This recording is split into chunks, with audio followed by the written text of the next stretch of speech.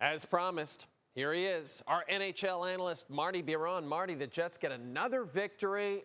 They increase their lead in the Central to 8 points. You know, after the deadline, Colorado loads up, Dallas loads up, and some fans in Winnipeg maybe a little upset that Kevin Cheveldayoff added depth to the team but didn't necessarily load up. But did Tuesday night's win show that maybe Chevy had something in mind about the team chemistry and keeping things intact? Yeah, I think so, Jay. When you look at the Jets, they're the best team in the National Hockey League, and the point total showed up exactly that since the start of the season. But we all had question marks, right? As the second line center, you know, Brock Nelson was available, he went to Colorado. Scotty Lawton was available, went to Toronto. There was some guys available, but if you're going to get production from Nemestikov, and look, he only had 1 goal in 26 games before this one, so that's 2 in 27. But that was a big goal. And if Nick Ehlers and Cole Perfetti are going to help him produce some offense, Perfetti only had 2 points in 8 games. Now he gets 2 assists in this game and was really, really good. I thought moving the puck, creating some offense, setting up on the power play from the goal line.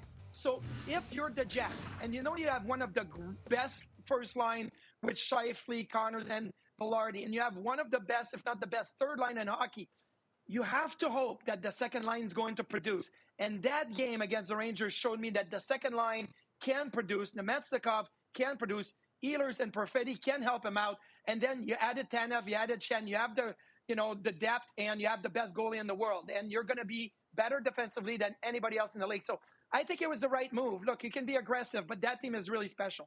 Ottawa Senators, they're looking pretty special right now, Marty. 5 wins their last 6.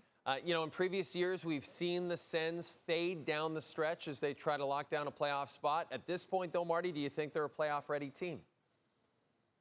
I think they're a playoff-ready team, and defensively, that's usually the telltale sign. And you look at the Ottawa Senators, they're 5th in the league in expected goals against at 5-on-5.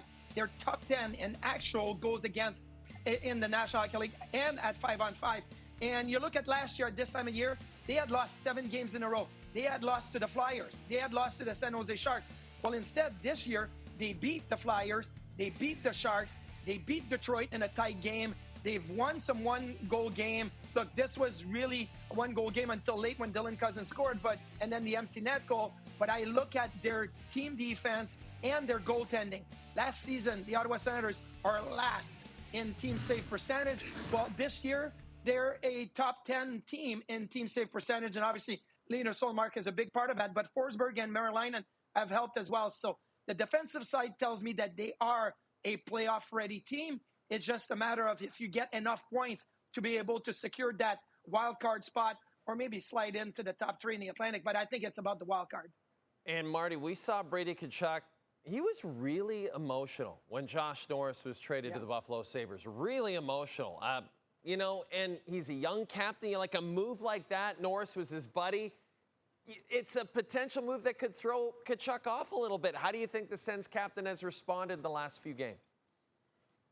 He's responded really well. And you're right, Jay, it's not easy. When your best friend gets traded away, this is the guy that you see every day at practice, you travel with, you go to dinner with. And Tkachuk can be emotional about the game. That's what makes him so special. So he was emotional talking about Josh Norris. But then after they beat the Detroit Red Wings, his post-game interview, he was emotional, but on the positive side, he was so excited about the game. And then after a tough game against, those Detroit Red Wings where you give up 49 shots and it took every second to get the win, he scores 24 seconds in and he gets the Sens on the board and he shows the leadership. But it's not just emotional for Tkachuk, it's emotional for Dylan Cousins as well. Look, he came over having a tough year with the Buffalo Sabres. If he goes 0 points in the first 3 games, all of a sudden, people are going to say, what's wrong with Cousins? That was a bad trade. No, he gets a huge assist in his first game, gets a big game-winning goal against Detroit, and gets the insurance goal against the Flyers, and Cousins has looked great. So the emotional side, yes, is always something that's part of the game, but you got to flip over the professional side, play the game. Tkachuk has played great, 7 goals in the last 7 games, and Cousins has been good as well. Marty, you mentioned the Buffalo Sabres. You cover the Buffalo Sabres as one of their team broadcasters. You had a front row seat for what has been another disappointing season, unfortunately, in Buffalo. And now, according to a recent report in the Spittin' Chicklets podcast, Spittin' Chicklets, I can't even say it properly. According to a report in that podcast, Marty, Rasmus Dahlin, the Dalai Lama himself, apparently wants out. Well, this is how the captain responded to that report on Tuesday. Rasmus, there's a clip circulating on social media from the Spittin' Chicklets podcast that said, if you guys don't figure this out soon, you want to be moved. Is that accurate? Who? Paul Bissonnette. Who wants to be moved? You. I want to be moved? You asked him. You told Adams. That I want to be gone from Buffalo? if it doesn't No, change. I don't know what he's talking about. I've never said I want out of here. I'm not happy where we're at. I don't want to lose. We have to get better. But I've never said I want out of here. I thought that was pretty clear. First of all, I love hearing the Dalai Lama talk. We need to hear him talk more often. And, okay, so Marty, he shuts down that rumor. But what's your overall take on this situation? My overall take is this. Rasmus Dahlin is a competitor. He wants to win. I have no doubt that Kevin Adams has talked to his captain and addressing the trade deadline and what direction they're taking. And Dahlin probably said, we need to figure this out. We need to make changes. And look, the players can say whatever they want. It's management that's going to make the decision.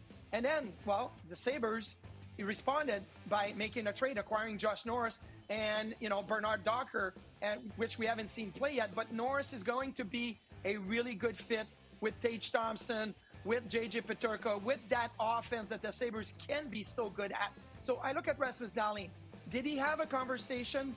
I'm pretty sure he did. And that's not the first time. He's had many conversations with Kevin Adams. He's the captain of the team. That happens everywhere. But does he want out? No. His partner and him, they've been so active. She's been so active in the community. He loves the community. He loves it here in Buffalo. He loves the organization. He just wants to win. It's normal that you're going to talk to your GM as the captain and say, we need to figure this out and have a little emotions to it. We saw it. He said he was actually a little ticked off by the comments that he doesn't want to go anywhere. He wants to win. He's a competitor. I like it. Marty Biron, whether you're joining us from Buffalo or here in Scarborough, we love having you on the show, buddy. We'll talk to you soon.